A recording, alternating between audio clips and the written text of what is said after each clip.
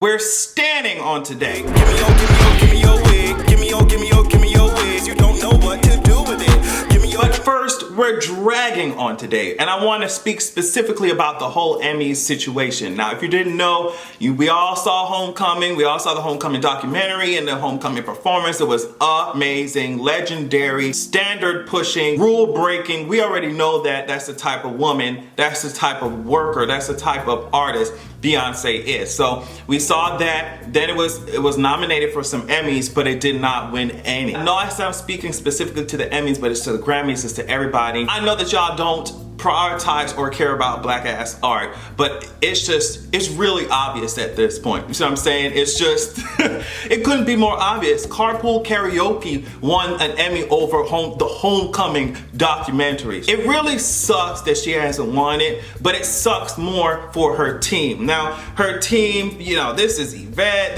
Yvette is her publicist, an amazing sweet woman. She went on Instagram and just flicked the Emmys off. Like, this is what is up. Like, what is going on? We already know what's going on. We don't have to ask that many questions. We already know what's going on. But what is going on? Now, this is the reason why it sucks the most. Not just because my fave ain't getting her award or whatever, but just because there have been people who worked on this, from costume design to set design, stage design, branding, font, color, Homecoming advertisements, all these people who worked so hard on the show. It's just they don't get, because the Emmys, because these Grammys, because these awards are industry standards when it comes to assessing achievement and maybe getting some more pay or moving forward in your career. Because these things are industry standards, that's why it sucks when not only she doesn't get it, but her team under her does not get the awards, does not get the recognition, does not get the money eventually, you know what I mean? That they so deserve. It's so crazy. So that's why I'm pushing so hard every time I push so hard, even though it won't be quote unquote industry standard, because a lot of these white people, they control so much of the industry. But I urge these people, I urge our community to start your own award show, start your own you know what I mean, recognition platform.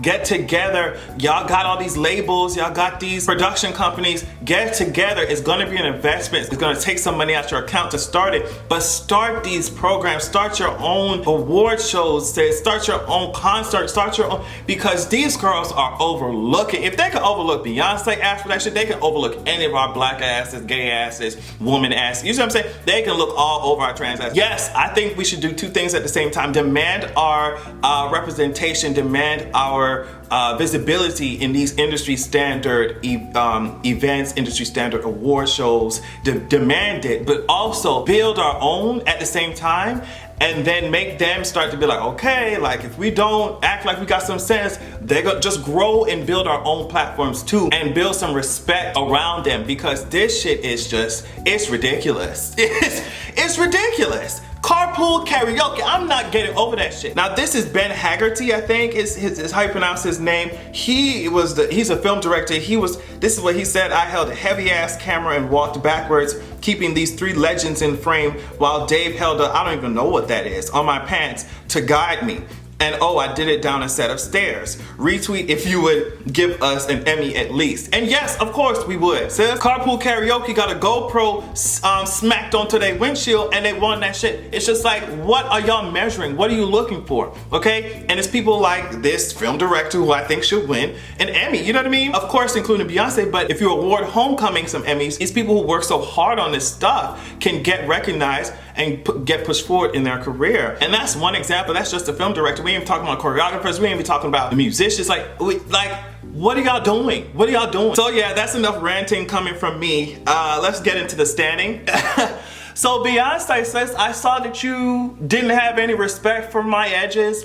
You just thought that I was sitting down in my, you thought I was sitting down in front of my screen and I wanted my hair pulled out of my scalp. You thought that, you know, since I don't like going to the barbershop, that you said, okay, I'm just gonna snap off your edge, I'm gonna tear off your edges, if you wanna sit down in front of this screen. She went down in a very succinct, very cohesive 1 hour kind of documentary style film and went through each of the songs and how they were created. And it's just so amazing. I love to see Beyonce's performances. I love to see her get up there on that stage and shake her ass. I love to see her sing. But the behind the scenes really gets you to see what type of artist, what type of creative these celebrities or whoever you're interested are. That's why I talked about this on Twitter. I talked about really first getting to, as a kid, getting to know who Beyonce even was and watching her Beyonce Experience tour and seeing how meticulous certain things were, how well done certain things were. And then you go behind the scenes and you see how involved she is in each one of her shows. That shit is inspiring as hell. Like, sis is going to sit down, whether she stays up all night to get this shit right, she's gonna get this shit right to present a product that she's proud of. And that's the most inspiring thing to me about her, is that she's gonna work on this one particular dance move, she's gonna work on this one run 1,000 times until she gets it. You know, that's the energy that she brings to your stage. That's the energy that she brings to rehearsal. So if you're that's a leader, if that's your boss, you ain't gonna wanna give anything but that. You're gonna wanna give 150% if you see her doing that as well. So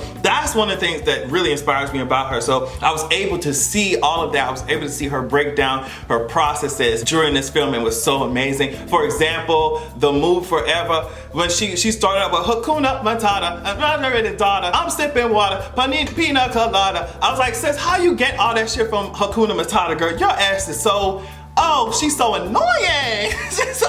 Let's talk about specifics here. If you're a part of the dark hair hive, I will say that we won. We won! We won! You see what I'm saying? We won last night, sis. When she came out here in these cute ass jeans, I don't know what's going on. Cute ass jeans, cute ass sweat, and this dark ass hair. We had no other choice but to stand. Let me tell you somebody who also stole the goddamn show. Blue Ivy, I don't know what's going on with, but Beyonce, you better watch your seat. You better watch your throne, sis. Your husband talk about watch the throne. Sis, it seems like you need to watch your throne, because Blue Ivy is coming for it, girl. Blue Ivy is coming for it. I said, I didn't realize, I thought that Blue Ivy's voice was more auto-tuned than it actually was when she said, brown skin girl. She was up there with the paper and up there against the mic and start singing that shit. I said, girl, Blue Ivy is coming. I also love to see Blue Ivy's relationship with her mother. It's so cute when I think they were in the car singing Move Forever. I thought that shit was so beautiful and so cute. Then the wearable art gala, Blue Ivy was explaining her outfit and how it came from women from Kenya. Rumi and Sir are so cute. And Rumi was over there trying to, Beyonce was like, what does the cow say? And Rumi was like, girl, I don't know what you just said, but I'm gonna just make some noise with my mouth. She got the lion sound right.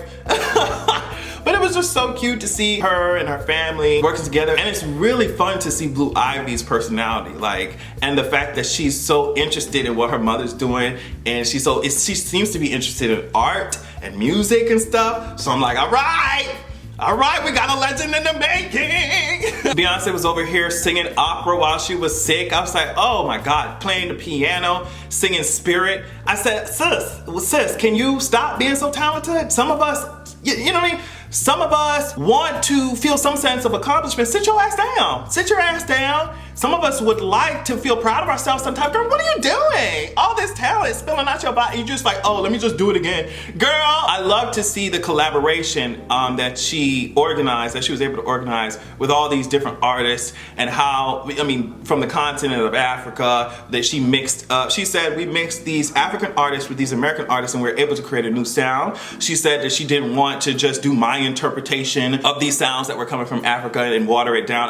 That's what she said, I did not want to water it down. So she got these artists from different countries and put it together with American artists, and she said we invented a new genre, and that's exactly what it sounded like. That's exactly what they did. So the collaboration, to see a song start from nothing, to see these artists put their words together, their raps together, to see Beyonce put these harmonies together, or hear something in her head and be like, oh girl, I know how I want that to sound. Let me lay it down right now before I can forget it. It was just beautiful. Now, since I saw her sneaking in this old footage, I saw some I Am World Tour footage and Beyonce Experience footage in there, girl. I'm gonna act like I'm a newsstand and I didn't notice.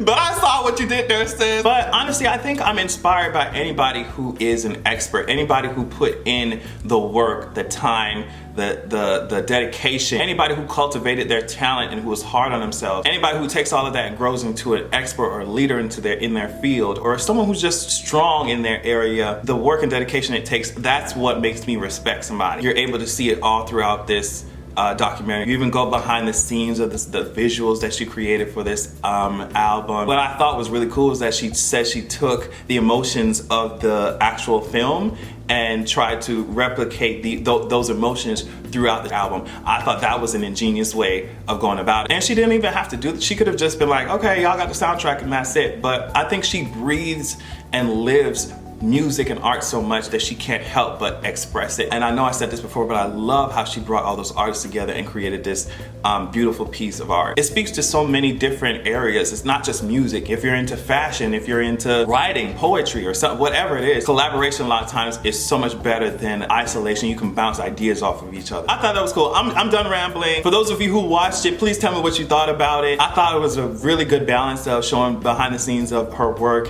and her actual life. Of course, she's not gonna give us too much of that. She's like, all right, close the vault. But yeah, those of you who watched it, let me know what you thought about it. Thank you all so much for watching my channel, me rambling on and on. I love y'all so much. Make sure that you get your faves some talent so that we can all at least pretend to have a good goddamn evening.